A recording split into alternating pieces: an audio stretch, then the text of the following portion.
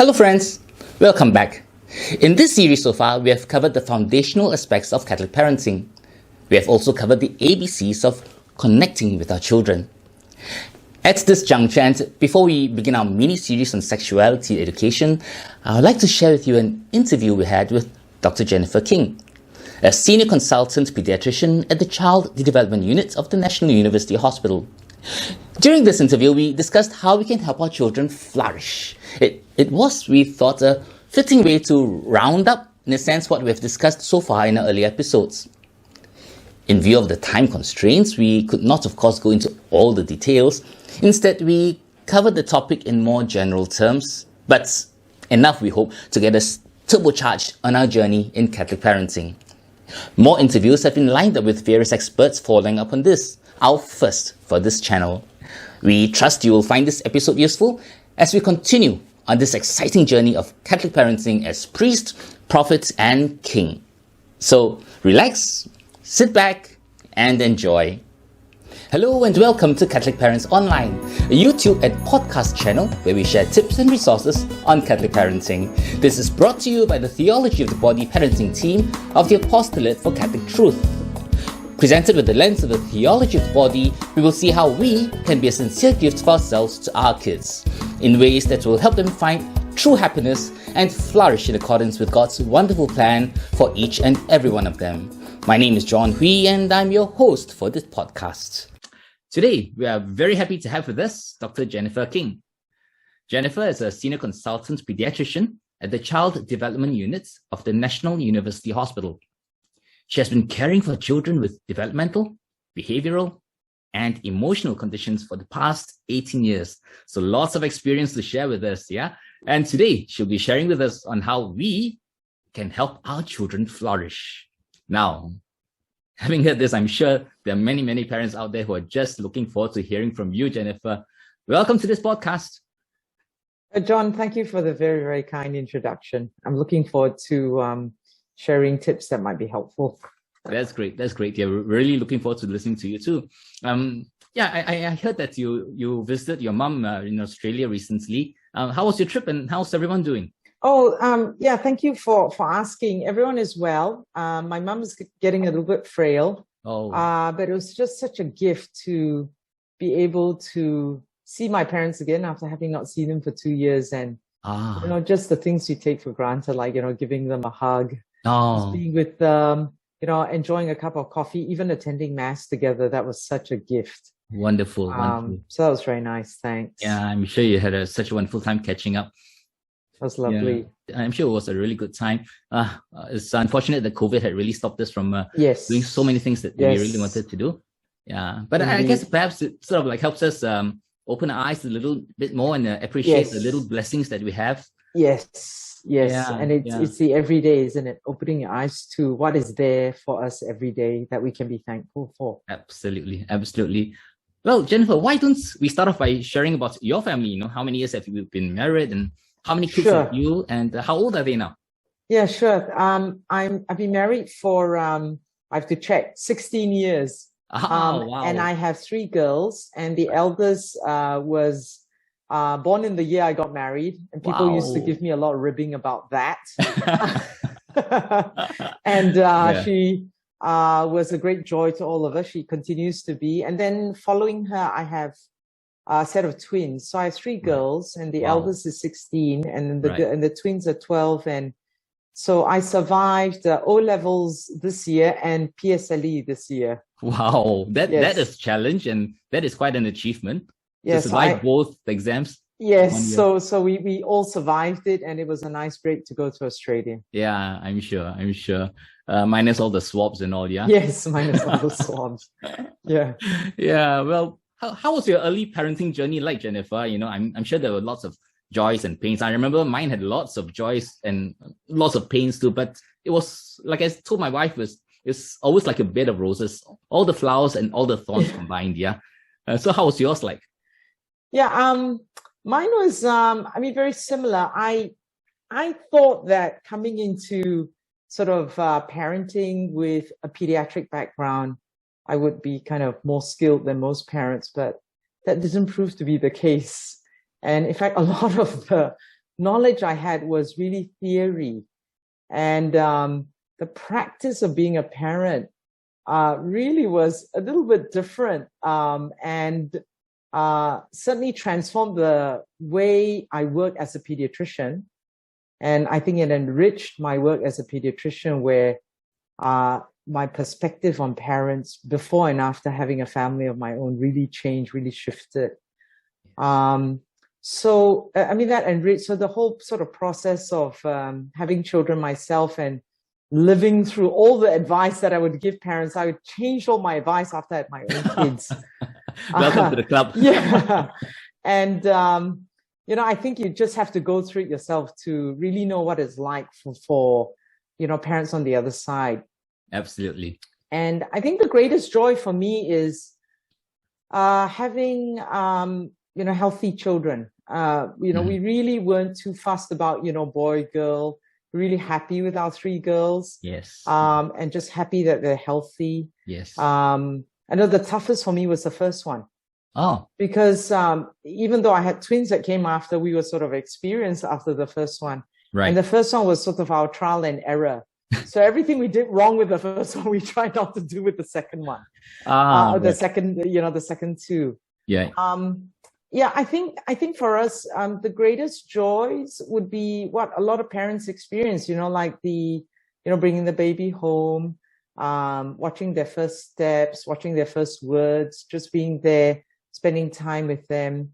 And, you know, experience all those things, the first birthdays, the second birthdays, and then all those milestones as they go along. And the so much joy that they brought to the family. And it's changing the whole family dynamic. Instead of just me and my husband, it became like the children, everything, the children. Yeah. And then the challenges for us were, you know, similar to what I think most parents experience when you come home with a little baby, and you think they're really sweet because they're sleeping most of the time. And then, you know, a week later they wake up and they stay awake and they cry. And, especially at night, right? Yeah, especially at night, and not sleeping through a night. And I remember, you know, on these sleepless nights where they just didn't sleep at all, thinking, you know, it's actually a lot easier going to work and even being on a 48-hour call, because at the end of 48-hour call, you can come home and you can sleep for an 8-hour stretch. And that just didn't happen with a new baby. Yeah, absolutely. And I just don't ever remember being so tired, even me with so much help. I had a lot of help from my in-laws and all their support. And, you know, I had nanny, a live-in confinement nanny, and I had domestic helper to help us. And I was still exhausted. So, you know, my heart goes out to parents who do it on their own. It's really, really tough. It's really tough. It's really tough. I've seen patients who have done that. I mean, I salute them, because they really have done such a great job at something that I myself wouldn't have been able to do with my wife, you know? Yeah, it's just amazing how some of them have coped. Yeah. And I certainly couldn't have done it without my husband. I mean, especially when the twins were here, we're like all hands on deck. I'd be carrying one, he'd be carrying one, and then my in-laws would be helping with the older one. And it was just really all hands on deck. Right. So, yeah, so I'm very grateful for all the help that I got. I wonder what the picture would be like if you had 4 kids at one time. You're a quadruplets. I can't imagine.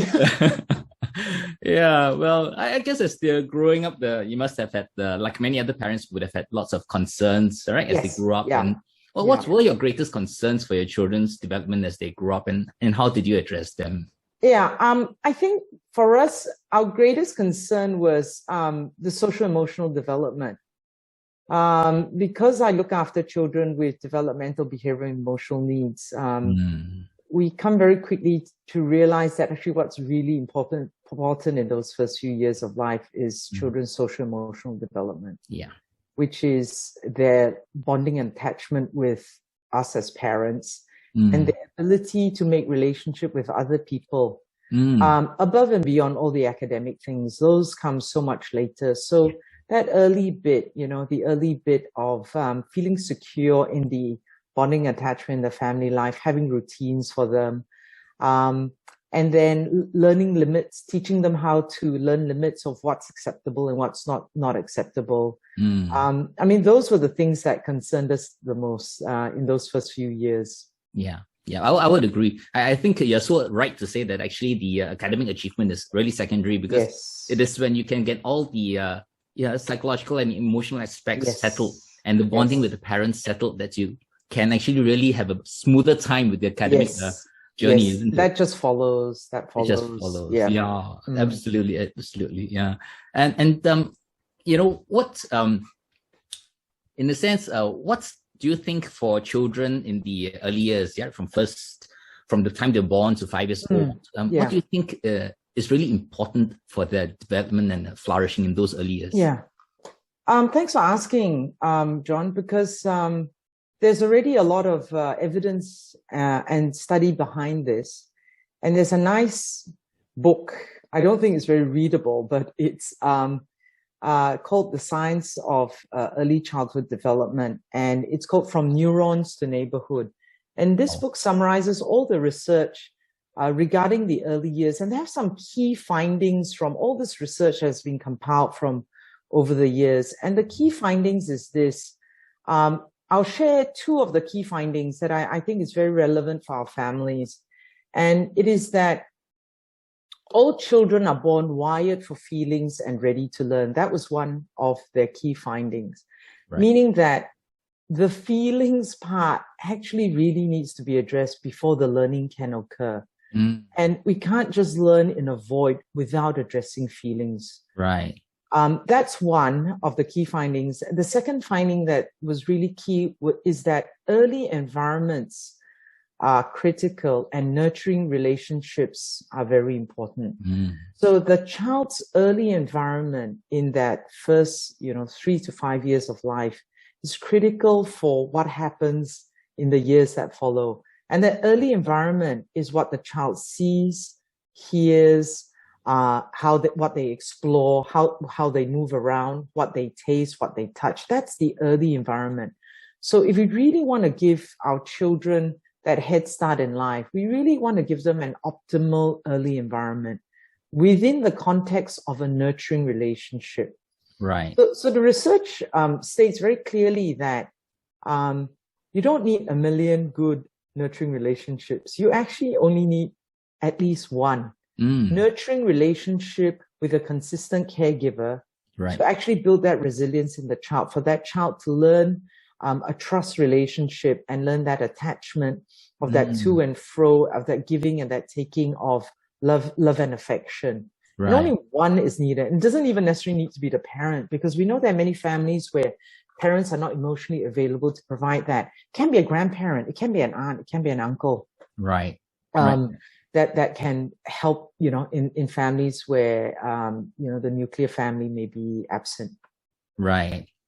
So it would, I guess to summarize that one, it would seem that number one, the emotional bank account of the child would, should be filled well and filled rightly. And also there's always the need for a good relationship with someone who can actually then be the person the child can connect with and journey with through those early years. Yes, that's correct. So, that love and that attuned relationship, in other words, it's called responsive parenting. In other words, the child has a need and the parent or caregiver responds to that need. And it is in that attuned and responsive parenting that the child learns this trust, attachment, which they need for the rest of their life to form relationships. And then along that same line, part of that responsive parenting is also setting limits. It's not just completely spoiling your child. It's actually teaching them from a young age, this is acceptable and this is not acceptable. And I think for that, the pediatric input on my side helped, because I knew the theory.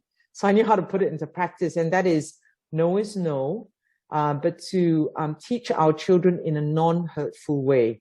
So with my 3 children, our family our family process, our family practice has been non-hurtful discipline. In other words, nobody gets hit in the family. And the evidence is also behind that there's no physical punishment, but you can teach children consequences through non-hurtful discipline. And that may be, as they get older, it might be quiet time and timeout. So they learn the consequence of, what we call not naughty behaviors, but undesirable behaviors. Right. So how would you give them a timeout? Putting them in a quiet corner? Yes. So quiet time and timeout are basically strategies that you use when they've really misbehaved. And, at the point where you think, they need a spank. You shouldn't be putting them in quiet time and timeout all the time, 20 times a day. It'll stop working. You should only use it when they've, hurt someone or they've thrown something or done something really dangerous. Right. And then you'd say, you've done this behavior and you can't do this. And I need you now to go to your quiet time. And usually it's 1 minute per year of age.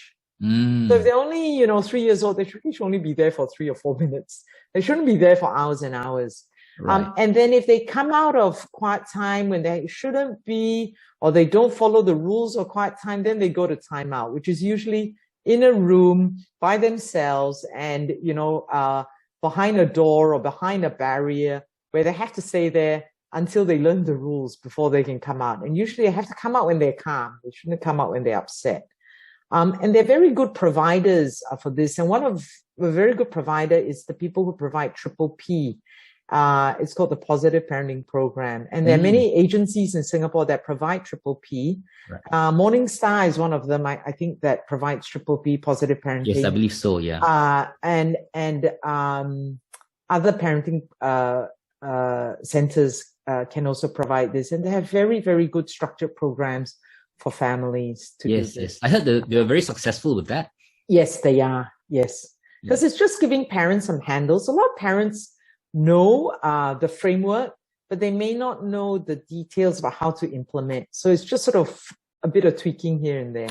Yeah, that's right. I think, basically parents do want the best for their children. It's just that the temptation to lift the hand and do something is always there. So I think it's so important that we learn this other method of reading. Yes. And also we parent the way we were parented.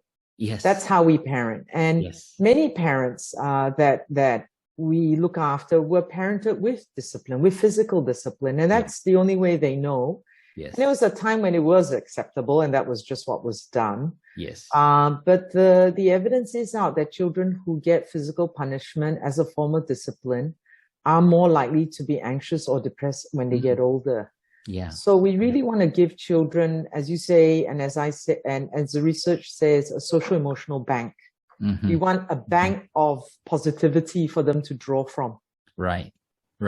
Yeah, that's so important. And I'm really glad you brought this up because I think in today's world, parenting is so challenging. Yes. I mean, I've seen my own children parenting their own children as well. Yes. And being full-time, in the workforce as well. It's just not easy at all. Yes. And very I think tough. The points that you brought up are so important for all of us to really, to digest and to really implement in our own families for the sake of our own children and grandchildren. Yeah. Yes, indeed.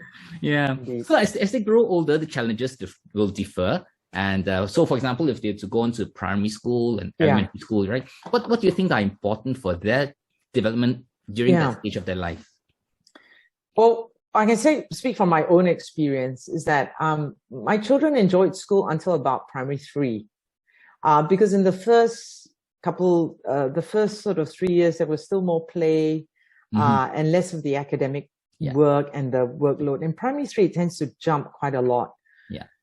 So what helped us with giving them a balance was ensuring early bedtimes. I think our household was one of the very few households, among my children's friends, where we would have them in bed latest by 8:30 to 9 o'clock, right up to PSLE. In PSLE, high five. In PSLE, we had to extend a little bit because the workload got so heavy that they're in bed at about 9:30, but we had to be really strict about it. Yes. So giving them adequate sleep means that they're less tired in the day. They feel much better if they're less tired, less cranky, less agitated, less irritable, are better able to focus. That's one. The other thing was ensuring that they had regular physical activity, getting them into sports. Right. Getting them into sports. Getting them into exercise. Getting them into activities that they enjoy. Because, as you know, And in fact, whenever parents come and see me in preschool and they say, how do we best prepare our children for school? I say to them, okay, if you want to prepare your child for school, then go have a look at what the school's CCA is in primary 3 when they get selected for school team, and start practicing now in K2 so that by the time they come to P3, they will be selected for school team. And the reason that is the case is because unless you are in school team for a sport, right, you will never play a sport in primary 4, primary 5, primary 6. Once you get to P6 and you're not playing any sports and you're not part of a school team, you just won't get any exercise. Right. And that's what we found, that unless you are in a school team, you won't get any exercise. If you don't get exercise in primary 6, then it's just work and you have no balance, you have no outlet. So we found that exercise is very, very helpful for the children. So only one of my kids was in school team and she was in tennis, the eldest one. And the younger two, we just made sure they went for walks every day. So during the pandemic, we would go for a half-hour walk in the evenings before dinner and just walk around the neighborhood. Oh, that's nice. That would be a good time to de-stress and bond. And then wonderful. And then the third thing I think is critical is actually controlling screen time. Yes, absolutely. Yeah. And as early as possible, because screen time in the first 3 years of life has effects on the child's development, speech, social engagement, attention issues. And we're seeing in our clinics an increase during the pandemic of kids with developmental issues because of excessive screen time as parents need to work from home. Yes, I see that in my family practice too, actually. Yes. And it is a big concern. It is a big concern. Yeah, it's a big concern. And as much as we can, we try and manage it. And hopefully, as the restrictions are lifted, there'll be less of excessive screen time in the young age. And then in school age, our practice was basically they could have screen time on school days. I made them all watch Mandarin movies because their mother tongue was terrible. So I made all the children watch. They could have half an hour of a Mandarin program. Wow. And that was their screen time. And even then it was a struggle. And then on weekends, they could have their movie. And that's how we regulated it. The older one who was in secondary, we had a rule where she had to leave her phone down outside her bedroom. Right.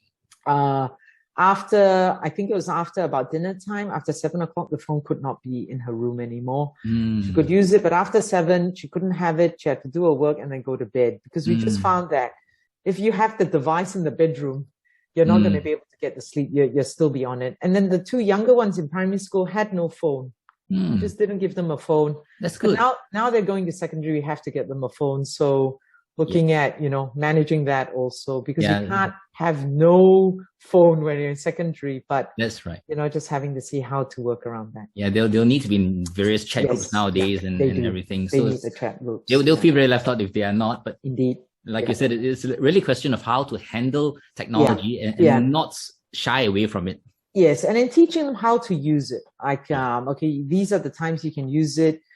When you use it, you got to have screen-free times, and we have screen-free zones, like no phone, no devices at the dining table, no devices when we're going out for our walk. So just having some routines in place from when they're young, so we don't introduce them when we've given them too much access, and then it gets really difficult. Yeah, that's so important, right? Yeah. Now, going back a little bit back to where you were discussing about sleep time, I'm just thinking about the questions that are going on in the parents' minds while listening into you right now. You say that there's a need for an adequate amount of sleep. So how many hours of sleep would you define as adequate for a child in primary school, let's say? Yeah, okay. Depending on the age, but when they hit primary 1, at about 7 years of age, they need anywhere from about 9 to 10 hours of sleep. So if they have to wake up at 6, they really should be in bed by 8. And I know not many parents have kids in bed by 8. So then I say, well, 8 to 9. And even then it's a stretch. But a 10 o'clock bedtime for a 6 o'clock wake up is really very, very late. And I know that some kids have naps when they come back from school. They're so tired, they have a nap.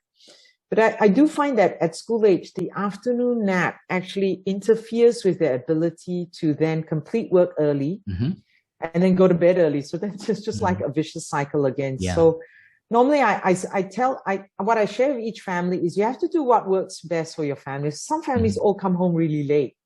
And then the child comes home from childcare or student care, and work may or may not have been done, and then there's a scramble. So we have to work around what the needs of the families also, because it's a scramble. We do know that children in Singapore get significantly less sleep than children, than Australian counterparts and counterparts in the UK and US from sleep studies that have been done by my colleagues at NUH and with other centers around the world. So we do know that Asian kids get much less sleep than Western children, but there is an effect. We can't, we can't override our body's biological need for sleep and expect that there will be no cost to it.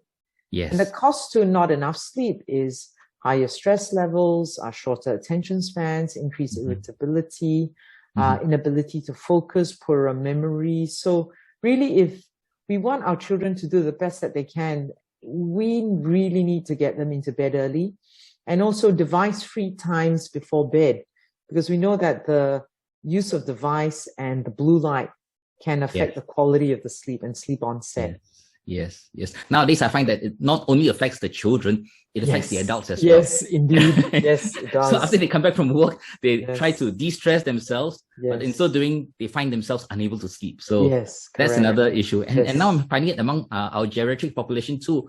During the pandemic, when they can't go out, they spend most of their time at home on their devices. On the devices. And that doesn't help their mood. Oh, no. And it will actually lower their mood. So you actually do need to have device-free times. You put it away, you go for a walk. I mean, I'm a big culprit because, I'm going through a stage now where my sleep-wake cycle is all over the place. And, if I wake up in the middle of the morning and I check my phone, then I have a very hard time going back to bed. Yes, I would agree. So at least this is something I can now share with my daughters who used to complain that, they didn't get to see much of the night time because as soon as the sun set, they were getting ready for bed. And they wondered why they had to do that when the contemporaries didn't have to. So now I've got something to share with them. Thank you very much. And that really helped them to be who they are today. I can see that they're trying to do that with their own children too. So that's good. So this is something that we can really share with them. So I think, if there's a key about parenting, it's a little bit every day, and it's the consistency. It's doing the same thing every day and a little bit every day, so that it doesn't get overwhelming that you're trying to put all these things into measure. Nobody's used to doing it. Yes, absolutely. I just can't disagree with you on that. So it's very important to be consistent in whatever we do, right? And not just based on the feelings of the day, right? And then consistent, particularly between parents, between mom and between dad. So the consistency between my husband and I. I'm more lax, and my husband is the disciplinarian. And so when we have different approaches, we will support each other. And if we disagree, we will discuss it after the fact. Away from the children.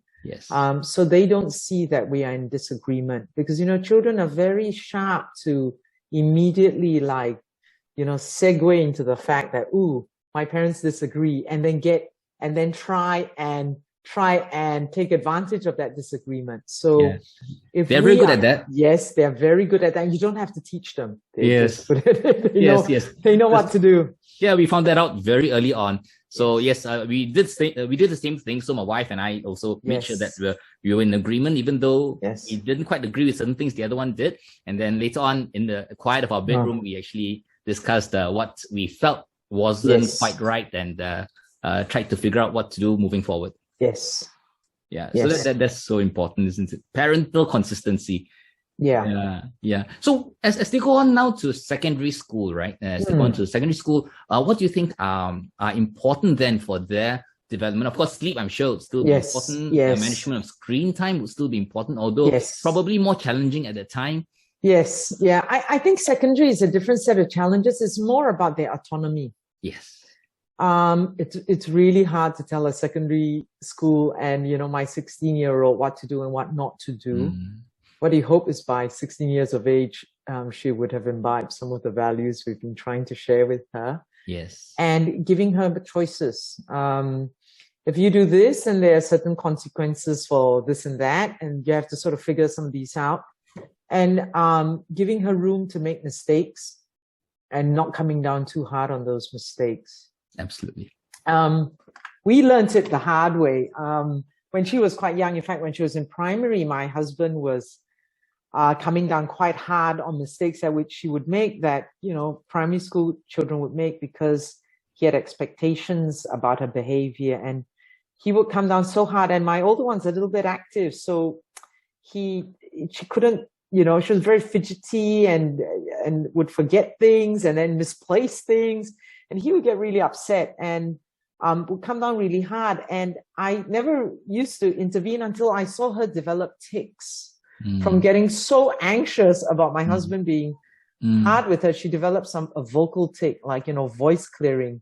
And one day after one of these episodes where he sort of came down really hard on her and she was like ticking away, sort of pulled him aside. And I said to him, honey, I think you either need to attend an exorcism or I need to get you to see a counselor. You can choose.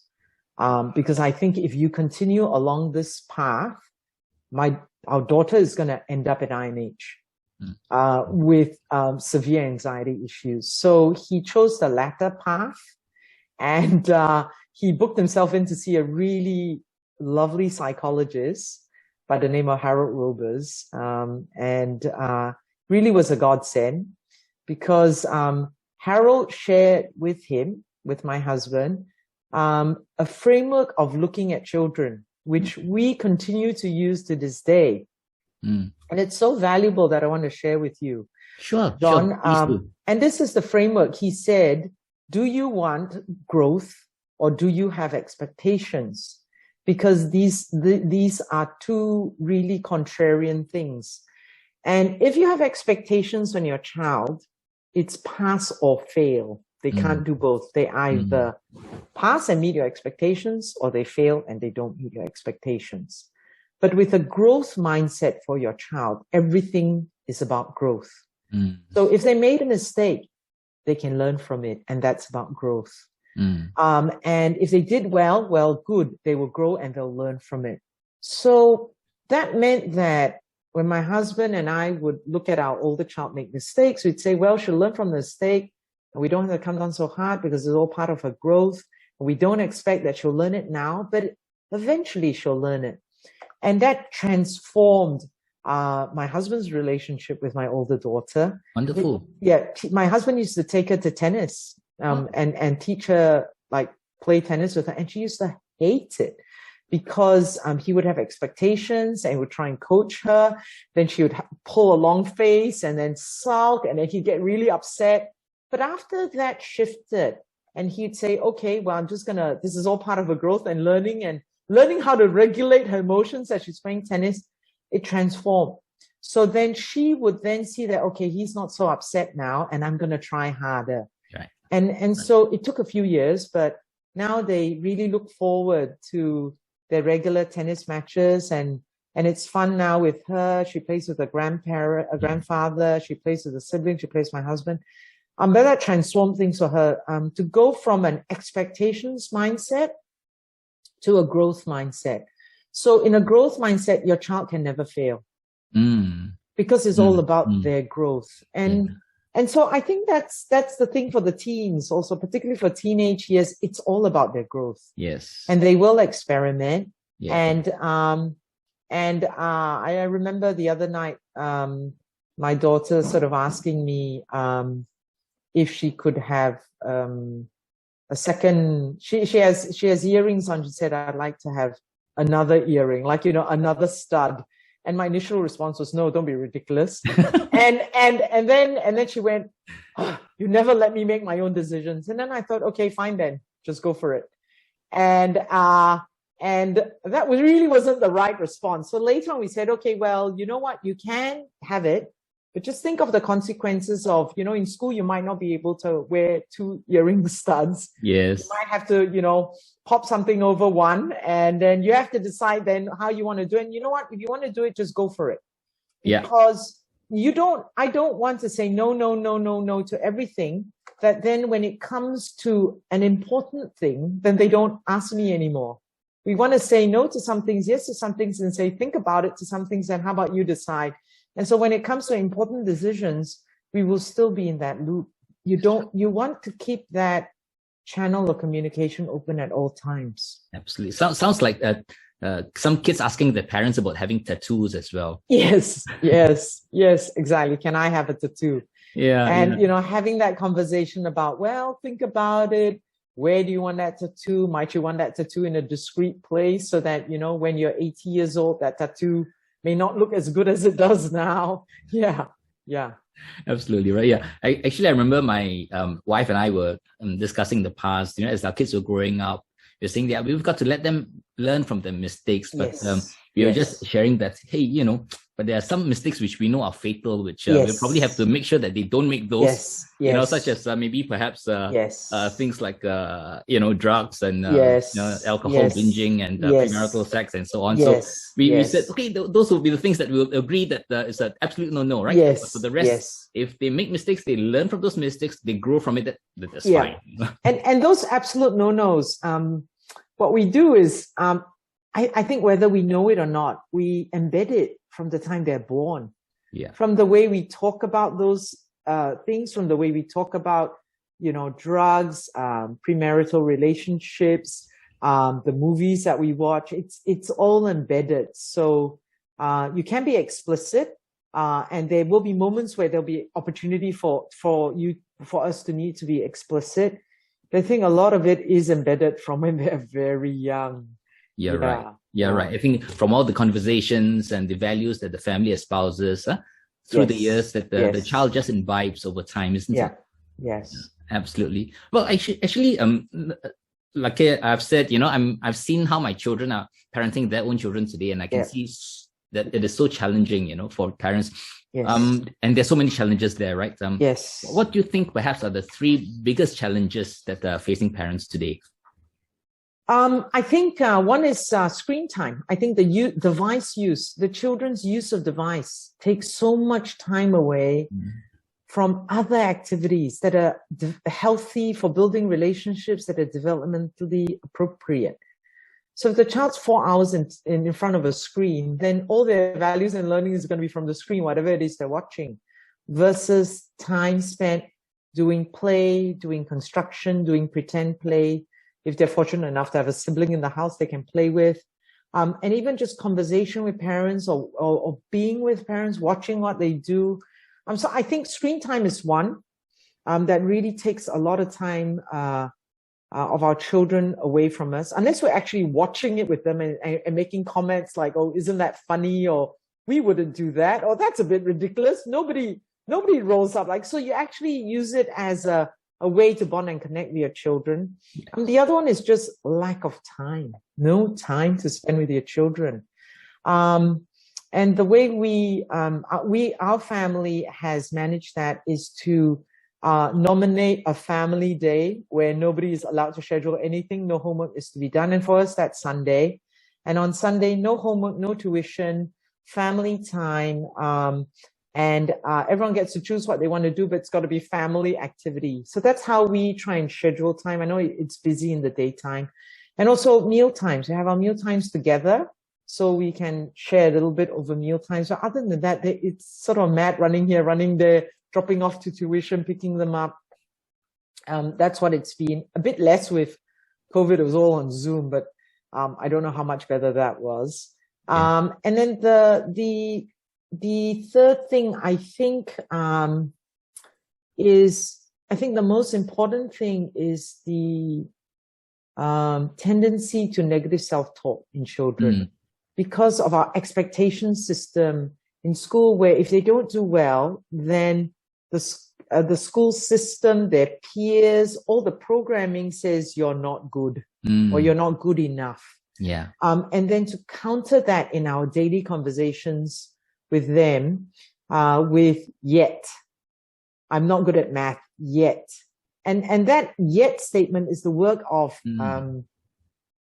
a researcher by the name of Carol Dweck in the US, who looked at praising effort versus praising personal traits.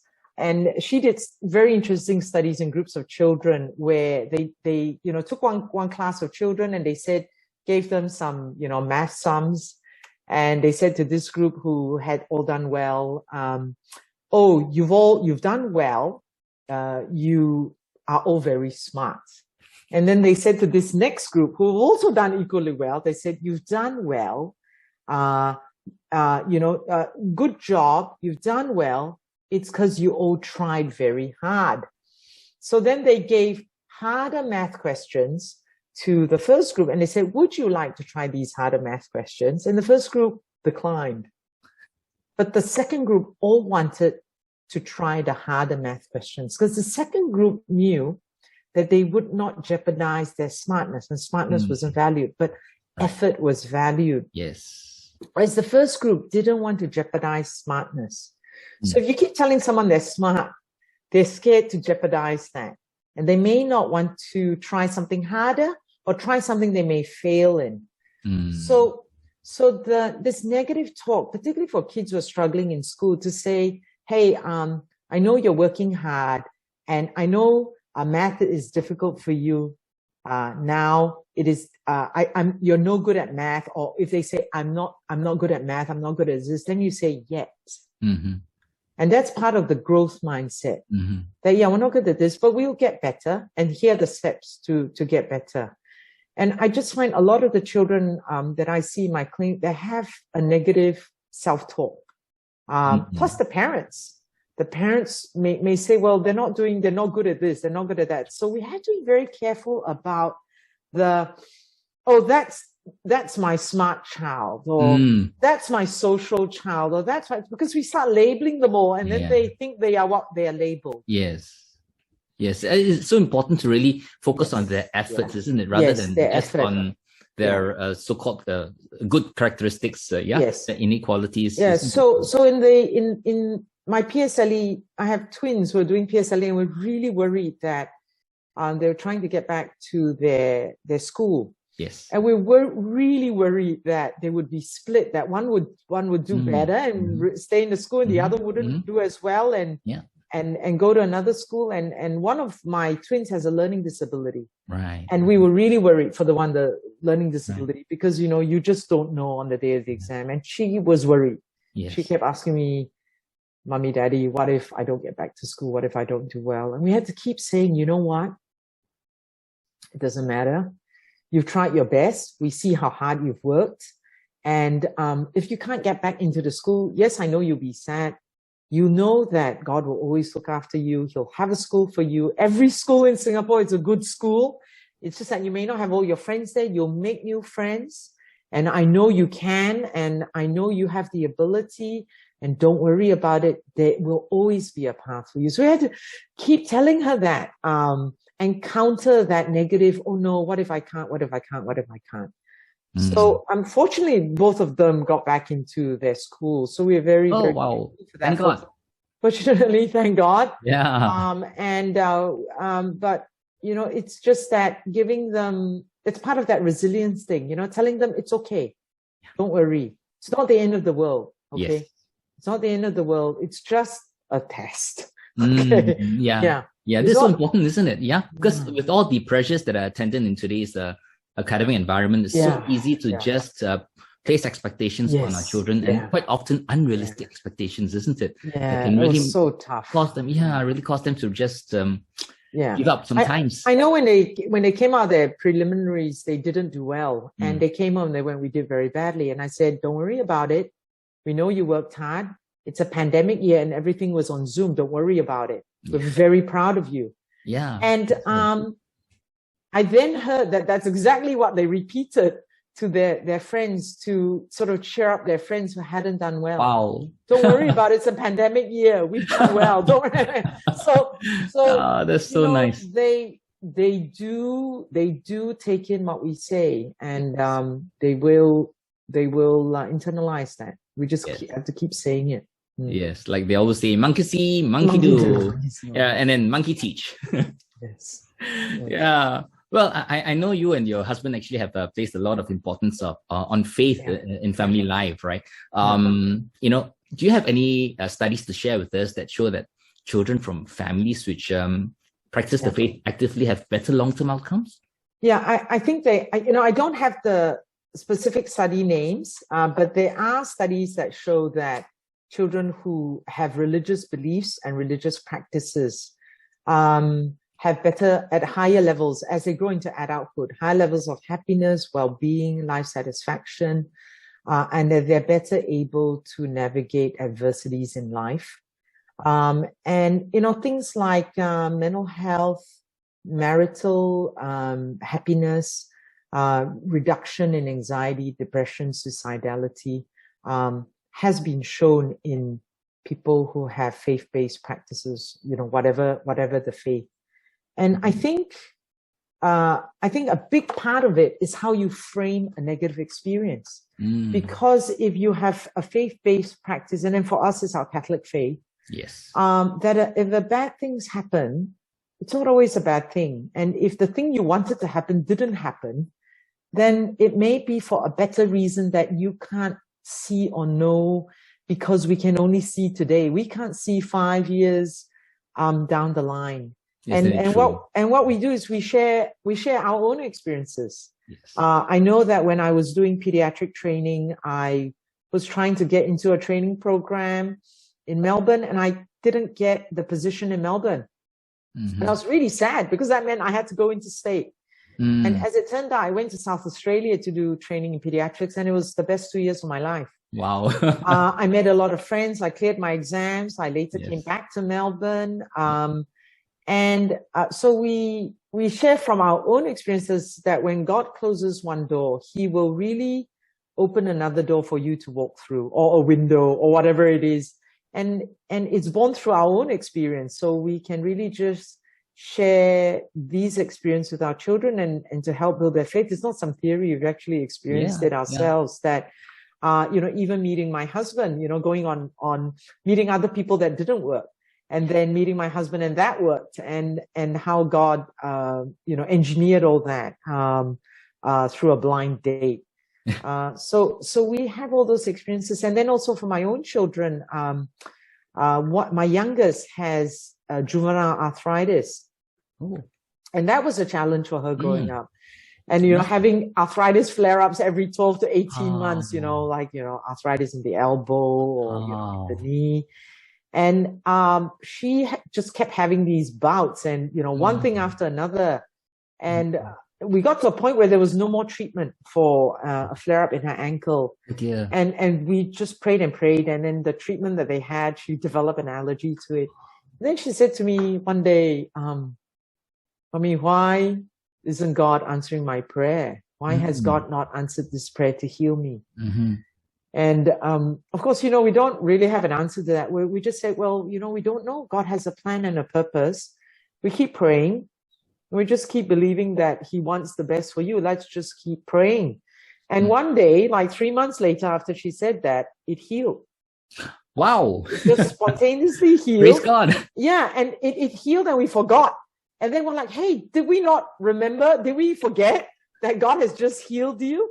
And hey, let's give thanks to God. And so I know from that experience for my young, you know, the 12-year-old, that experience is growing her faith in God. That through that adversity and that experience, her faith is growing. And yeah, that's probably her running up the stairs with her now healed ankles. And so I thought when it had happened and it wasn't healed, that really was part of God touching her in her own experience and growing her faith. That's so beautiful to hear. Yeah, I think it's so important to really, like you mentioned, no trust in a God who is love and who's got everything in control. And we don't have to be in control of every situation and every outcome in our lives, right? We can't, and we can't know. And to know that every negative thing that happens isn't necessarily a negative thing, because if we see, I mean, I think the verse that really helped me in the pandemic is Matthew 11:28. Come to me, O you who are weary and burdened, and I will give you rest. Take my yoke upon you and learn from me, for I am meek and gentle of heart. For my yoke is easy and my burden is light. And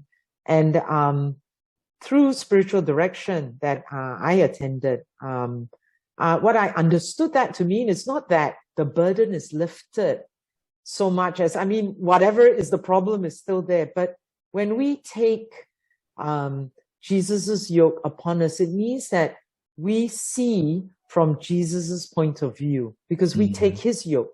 So we no longer see from our point of view, we see from a divine perspective. And then we see, actually, there must be a reason or there must be a purpose, and we will trust in God. And when we take that perspective, we take on that yoke, it really lifts. The burden really does lift. Yes. Isn't it true? Yeah, I think something that all of us inevitably have to go through in life, isn't it? All the different difficulties and problems that we face, but it's really letting the Lord share and take the yoke with us, so we can actually find that it is a lot easier, and that at the end of it all, we grow. Yes, and I always remember, I don't know whether I read it somewhere or someone told this to me, the Lord always wants relationship with us. And he will have relationship with us through blessing us with good things. But more often than not, he will only get relationship with us through adversity. And that's when we're kneeling and we're praying, and we are never closer to God than when we have adversity in our life. Yeah. That reminds me of a little joke I heard from a priest some time ago, when he said that, a bus driver and a priest both went to heaven, but the St. Peter allowed the bus driver to go in first rather than the priest. And when the priest complained, the St. Peter said, well, when the bus driver was praying, when the bus driver was driving, all the passengers were praying. But when you were preaching, all the parishioners were sleeping. So obviously the bus driver had the edge here. So yes, adversity is something that really puts us on our knees so often. So true.